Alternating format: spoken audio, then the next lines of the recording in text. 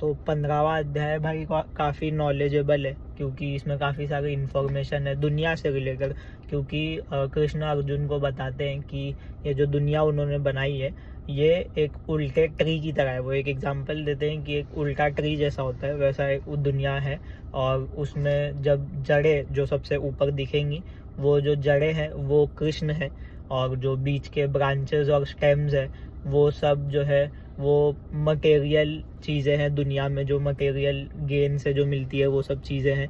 और जो पत्ते हैं, जो पत्तियाँ होती हैं, वो सब नॉलेज है। और वो बताते हैं कि इस तरीके से उन्होंने दुनिया को डिज़ाइन किया है।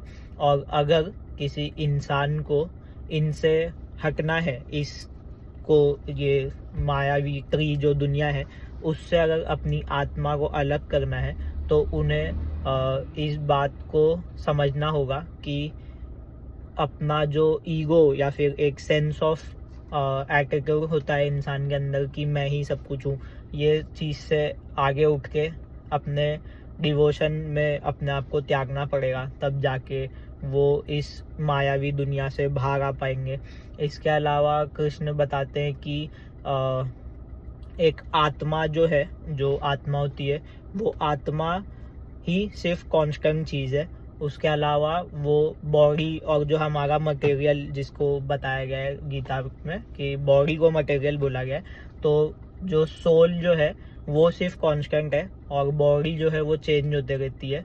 आप जैसे बर्थ एंड डेथ, पुनर्जन्म, तो बॉडी जो है वो चेंज होते रहेगी, लेकिन सोल आपका हमेशा रहेगा।